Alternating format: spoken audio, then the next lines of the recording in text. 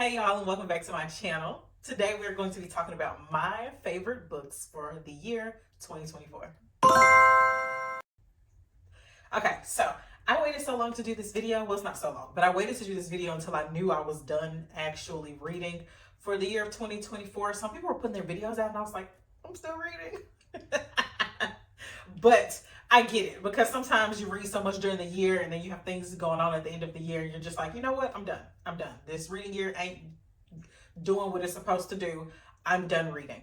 So I get it. And I also was reading short novellas, which we'll talk about in just a moment. But let's go ahead and jump into some of my favorite books. I'm going to start with some honorable mentions because there are some books that just didn't quite make it. So, number one, and it pains me to say this, but my first honorable mention is actually one book that I bought this book because I read it as a library book and I loved it so much. And then I started to see all the backlash for it, and I just it kind of breaks my heart. But I am speaking about One of Us Knows by Alyssa Cole. So I read this book for Summerween 2024, and I read it for the prompt of, I don't remember, but there was a prompt that I read it for. Did it have something to do with the house, or is that the Winterween coming up? That might be for Winterween. Anyway, there is a prompt that I read this for. And I just remember like taking this to the beach, and this was such a good experience for me that I kind of hate that it's getting some backlash right now. So this book is about a woman named Kenitria, and she goes by Ken. So she has DID, dissociative identity disorder, or I grew up calling it or knowing it as multiple personality disorder. And she comes to herself, Kenitria comes to herself on a dock waiting for a boat, dressed as if she's a kid going to play, like a kid playing dress up. Ken, the main character, has been dormant for years. The woman who was usually presenting most of the time was in the background for years. So while she was kind of in the background and dormant, as they mentioned it on the book, there were things happening with the other personalities that she was not necessarily privy to, because she didn't want to be privy to them. She just wanted to have a break because of an event that happened in her life. So now that she has been thrown back into the front, she finds out that one of the personalities has accepted a job on an island as a housekeeper in this deserted mansion. So now she's trying to figure out, number one, why is she there? What is she doing? Who accepted this job? What is the job? And why is she going to a desolate area? And there are two mysteries. Number one, what's going on the island. And number two, what's going on with Ken and the other personalities. So the last thing I want to say is the mystery that is actually happening and unfolding is there is a man who turns up dead that Ken used to date, and she's the number one suspect. So in order to get herself out of that trouble, she has to figure out what is happening. All in the meantime, her personalities want to jump forward and kind of thrust themselves in the front, and it's so, to me, it was so fun. It was an interesting read. I've never read anything like this before when it comes to the characters in this book. And I hope that this is not offensive to people in the DID community, because that would suck. It would suck that somebody loved a book so much and then you were suffering and you feel like this is not a good representation of it. So I just really hope that this doesn't offend anybody. Hide by Tracy Clark and Fall by Tracy Clark. These two books are in a series. Hide is number one, and it's following a detective native to Chicago who has recently lost her son and her best friend, and she is struggling mentally. However, since she literally deals with death on a daily basis, she has found ways to cope and kind of get past her own grief so that she can solve murders in Chicago. So Detective Harriet Foster is the detective that we're following, and the first book follows Harriet as she is trying to find out who's killing these women in Chicago, and the main suspect is this young man who was just released from jail. He's a shifty kind of character, never really seemed to get his feet under him real good. And he's been in and out of jail. He's been recently released, and now all of these women have shown up dead, so he's a prime suspect. So that is the overall mystery of the first novel. Harriet Foster is trying to put the pieces together. That is the main mystery. The underlying mystery of all of these books is what happened to her best friend. So she had a best friend named G who's no longer with us. I don't think they tell you how or what happened with G, so I won't spoil that. But she is trying to figure out if it is what it appeared to be, the death of her best friend G, or if it is something else. Like I said, I really enjoy Harriet Foster as a character and how she is dealing with grief, and she is I enjoy the people around her, her friends, her family, the people at her job. I just enjoyed this series for the characters more than the mystery. Okay, the next book I want to talk about for this honorable mentions section is Glory Be by Danielle Arsenault. It is about this woman named Glory, who has just recently learned that her best friend, who is a nun, committed suicide, and Glory is not having it. She does not believe that this woman, her best friend, committed suicide. She thinks everybody has lost their marbles. They clearly are missing something.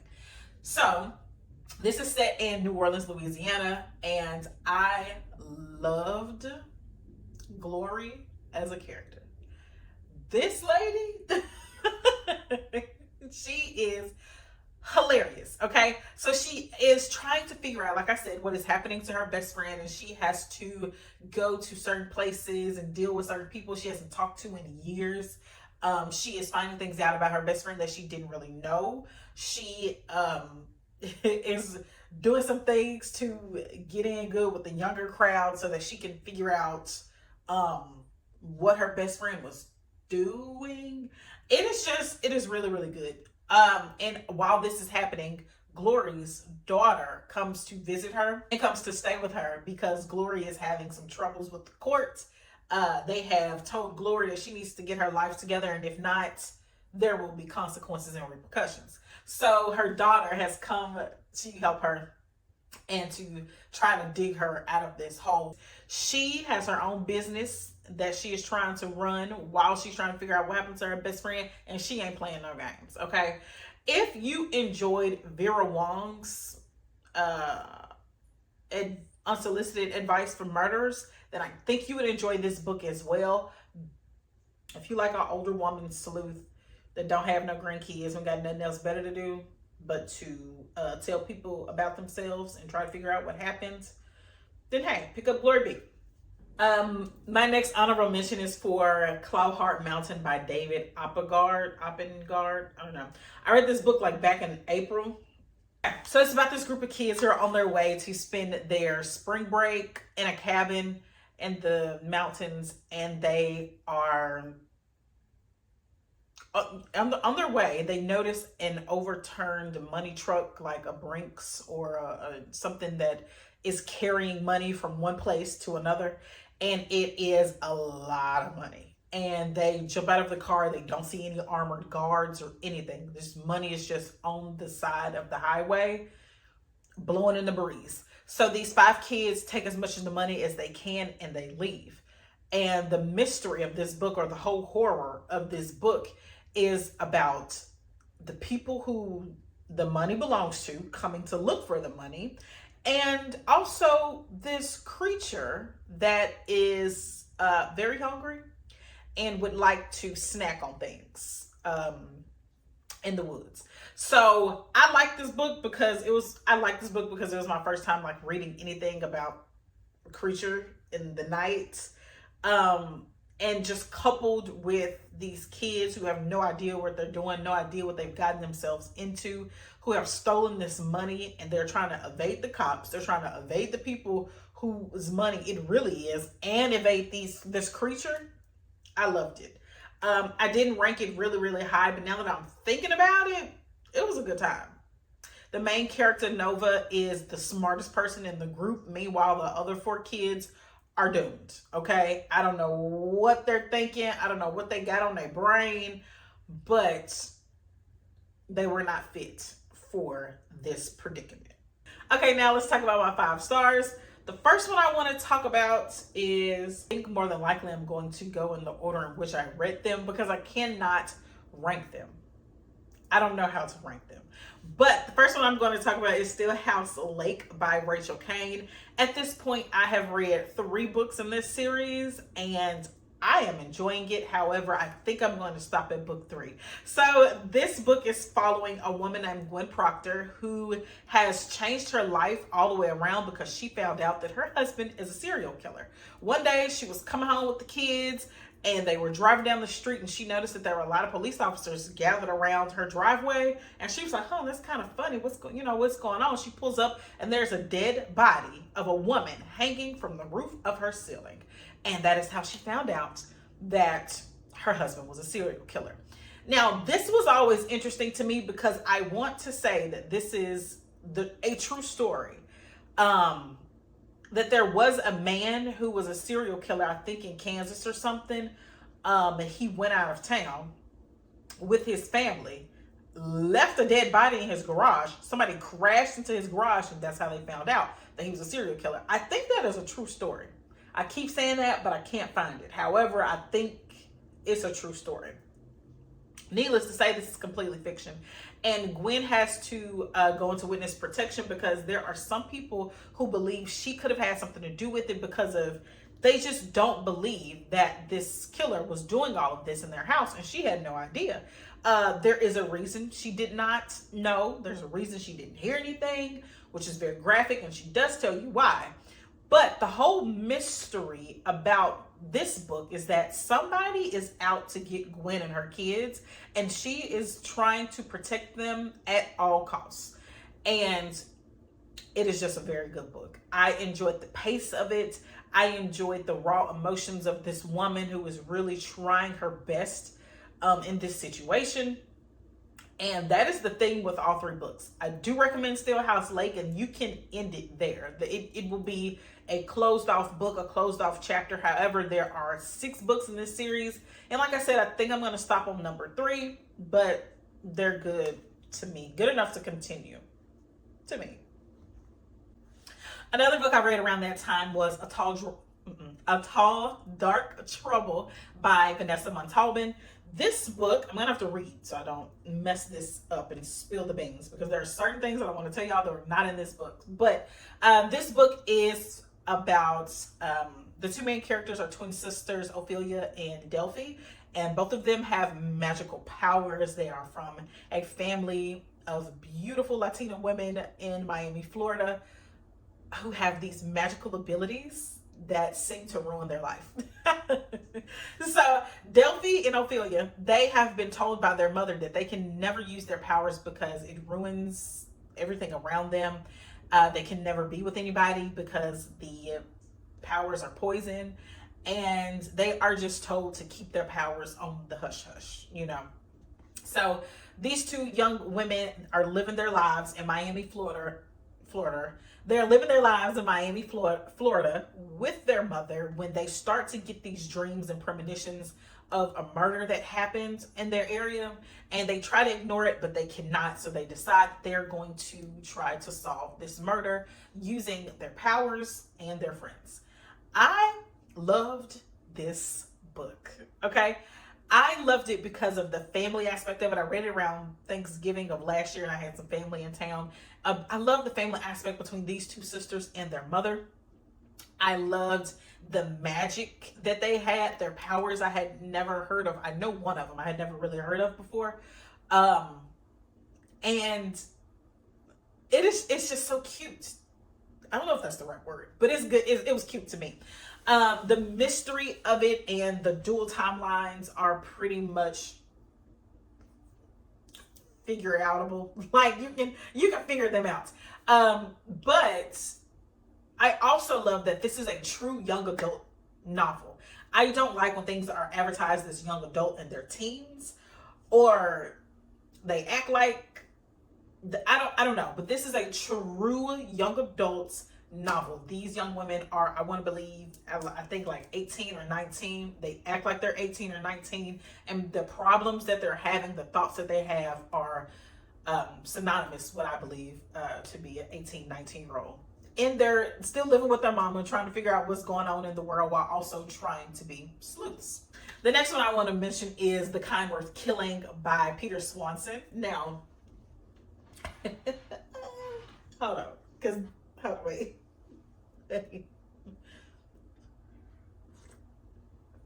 Okay, Peter Swanson, to me, has written one of the most clever books when it comes to mystery.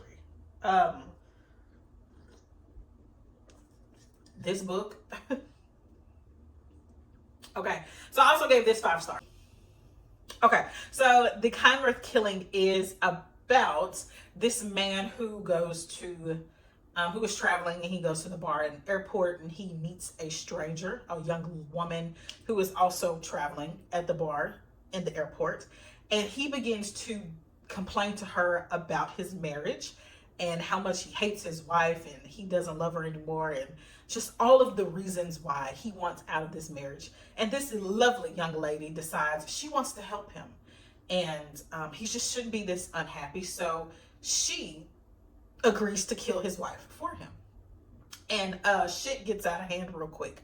So that is basically what this book is about. I like this book because it was kind of slow at the beginning. However, when things turned up and they actually start to fall into place, it was a page. I couldn't put it down. I wanted to figure out everything that was happening in the dual timeline and how we got to this place between these two characters. There's 3 parts. Part 1 is basically about them trying to plan how to kill this woman. And then I can't tell you what part 2 and 3 are about because it would spoil it, but the plot to me was just so very good. I hadn't read anything like it before, which is why I gave it such a high rating. I think it was very well written, and the ending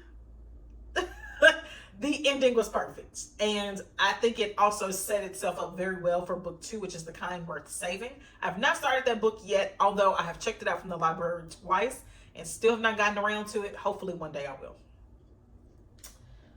Next, I want to talk about A Love Song by Ricky Wilde. This is the only romance on this list, which makes me very, I'm actually really happy that romance made it onto the list, if I can be honest. Now, I DNF'd it at first. Let me say this. Actually, I started reading this book back in February because I was like, oh my God, it's the month of love. Let's get into it. No, bummer.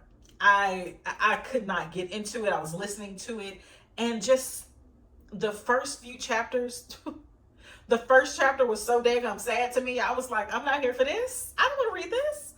But it picked up. So A Love Song for Ricky Wilde is about this character named Ricky Wilde, who is in a family that has their own business. They are very well established in Atlanta, Georgia, and it is all set up for her to come in and take her place in this family business. However, she does not want to do that. She wants to grow flowers and have her own flower shop, and there is a woman who gives her that opportunity up in New York City. So she picks up everything, she moves to New York, and she starts her own business, having this flower shop in the Bronx, or is it Brooklyn? Don't get mad at me, because I didn't know which one. It might have been Harlem. You know what? She got her flower shop in New York. I don't want to make nobody mad. So it's doing very well. She has started to gain a very nice amount of social influence on the social medias. And she has this friend who's coming around, this child actress who is kind of like not in the scene anymore, but still just such a good character to have as a best friend. And they just out hitting the town and, you know, not worried about nothing. And all of a sudden Ricky runs into this young man who is who just lights up her life. And his backstory is very interesting, and how he came to be where he is now at that moment is very interesting. And the romance is very quick. It is very much so of a captivating all-in-one romance, and they everything happens so very quickly, and I guess it has to because of the circumstances. And it is, I mean, what can I say? It's Tia Williams. So The male main character is a musician, and that's why it is called a love song for Ricky Wilde, because of his background and how it all ties together. Which I can't tell y'all, but it's so cute. If you want to read a very slow burn romance that kind of picks up at the end, I would suggest a love song for Ricky Wilde. Next, I Will Find You by Harlan Coben. Harlan Coben is really interesting to me because I don't think this man likes rich people. If you have watched that show on Netflix, about that, I'm gonna have to put it on here, but this show is about a woman who buries her husband. He was killed right in front of her, and then 2 days later she sees him alive and well on her nanny cam. That was written by Harlan Coben. My family and I literally binged that series in one day. Very good. However, without me even reading that book or seeing that show, I knew it was written by Harlan Coben within the first 2 episodes. I said, this is kind of like a Harlan Coben. And my grandmother, who had already seen the series, she was watching it again. She said his name was on the first credits. They were on the, and I said, oh, okay, this is kind of giving me Harlan Coben vibes. And I hadn't read the book or seen the series. The only thing that I had known about Harlan Coben was this book called I Will Find You. So this book called I Will Find You by Harlan Coben is about this man who was accused and convicted of the murder of his 6-year-old son. So he is spending his life on death row in a maximum security prison when his sister-in-law comes and shows him a picture of his son alive and well at an amusement park with another family. So now this picture is very small because the child is in the background, but he knows that it is his son because of birthmark on his face. So this book is about this father who's trying to figure out the truth of what happened to his son, because he knows he didn't kill him. He didn't kill his son, even though they were trying to say he did. And, he has had thoughts in his mind of maybe not, because he had fallen asleep that night, because he had a little bit of a nightcap. But he always knew he didn't kill his son, and this is proof. So now he's trying to figure out what really happened. And I enjoyed this book because it was very fast paced, and couldn't have seen the ending coming. I just couldn't have put that together myself at all. These actually might be my top 3 of the year. I don't know. Don't hold me to that, but okay. So the next book I want to talk about is Lock In by John Scalzi. Now, let me tell you something. This book was written in 2014, and I found this book because I wanted to read John Scalzi's backlist after I read the book Starter Villain. Starter Villain is hilarious. I wouldn't put it in my top anything, but it was funny. Lock In is set in this world where there is a disease, which they now call the Hayden's syndrome, or they could now cause it causes Hayden's syndrome. So for most people, it gives you like flu-like symptoms. It's not that crucial. You can have the disease and move on and have a very healthy life. However, for less than, I want to say 5% of the world, it causes victims to be fully awake and aware, but unable to move or respond to stimulus, which is why they call it lock-in, because they're literally locked into their minds. So in this world where this is a thing, about 25 years later, after they've figured this out, we have 2 detectives who are trying to work a murder case. The person who was murdered is an integrator, which means that they themselves do not have the disease. However, they are able to allow people with Hayden's syndrome to use their bodies to do whatever they want to do, basically. Now, of course, there are limitations. The integrator ends up dead, and they're trying to figure out, was he allowing somebody to use his body at the time, or did somebody actually want to kill him? So it's very, very layered. I love this book. It was very intricate. The whole world was intricate, how they live, getting to know the FBI agent. They are, because they don't tell you if it's a man or a woman, but the newbie FBI agent is trying to figure their world out, living by themselves with the Hayden's disease. So the reason I liked it is because, like I said, the world is so intricate. It's nothing like I had ever read or seen before. I'm not a big sci-fi girl. This is one of my introductions into sci-fi in a world like this. And it just has layers on layers on layers for trying to figure out who was the actual target, who the suspects are, and why did they want these people to be killed. I absolutely loved it. If you are into sci-fi and things of that nature, just go ahead and pick this book up. You will not be disappointed. John Scalzi has become one of my favorite authors, and I can't believe I'm saying that. But I also read Red Shirts, which was really good. Like I said, I read Start a Villain, and he has a book coming out in 2025 that I'm very excited for. And I haven't been this excited about an author in a while. So, if you have any recommendations for sci-fi, which I know I should be reading Brandon Sanderson, he just has so many books. I don't know where to start. They're on series. I don't know. But if you have any recommendations for sci-fi, especially sci-fi thrillers or sci-fi mysteries, please let me know in the comments. The next book I want to talk about is Perfectly Nice Neighbors by Kia Abdullah. This book is about an Indian family, a man and his wife and their teenage son who move into an all-white neighborhood in London, and they are met with some resistance, to say the least. So the mom and the son actually decide to put up a Black Lives Matter sign in their front yard, and things just literally go downhill from there. They find the sign kicked over a couple of times, and there are some people in the neighborhood who are seemingly passive aggressive about them being there, asking and doing passive aggressive things to them, and things literally snowball out of control. I love this book. Kia Abdullah is such a good author, and what she does with the legal processes after somebody has committed a crime, because a crime does happen, and just the buildup and the racial tension of things that really could happen. And it starts as like something so small as like kicking somebody's sign over that leads to a very, very big crime. I don't want to tell y'all what it is because I don't want to spoil it. However, she is very, very good at building that anticipation, and the court scenes were very they seem to be very accurate. There were things revealed in the court that were not revealed to us before then about various people in the lawsuit and in the crime, and how it ended, the twist, so good. She also, along with that, I want to add Take It Back by Kia Abdullah.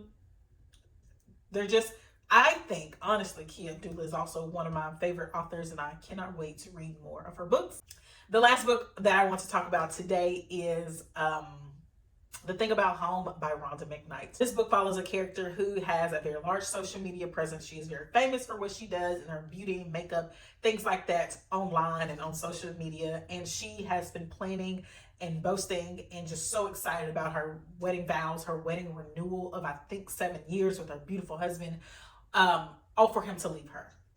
And she has a very dramatic breakdown online, on live, the day that she finds out about it, which I believe he left her at the altar. So she's like on live, taking her makeup off, just having a huge meltdown. And after that happens, she decides that she needs a break, and she moves to South Carolina, or one of the Carolinas, to be with her father's side of the family. And during that time, it's just about love, healing, getting back to her roots that she had never really spent that much time with. And it is just such a heartwarming story. Of course, there are moments where her mom, who is also her manager, are kind of going against what she wants to do, because she wants her daughter to get back out there and like dust herself off and get back into the habit of doing what she was doing. And she just does not want to do that. She wants to take this time for herself. She has a new hobby that she's fallen in love with. There is a man that is there that she's, kind of keeping her eyes on. And it is just a very, very heartwarming, getting to know yourself story that has a little twinge of romance to it. and I absolutely loved it. Okay, y'all, that is the end of this video. I hope you take a chance to pick up some of these books, or at least look into them. Like I said, these are my favorite books of 2024 with some honorable mentions. I do have some more that I wish I could have snuck in there, but this video is long enough. So please leave me a comment down below if you want a part 2 of this video. Thank you so much for watching. Please be sure to like, share, and subscribe, and I'll see y'all in the next one.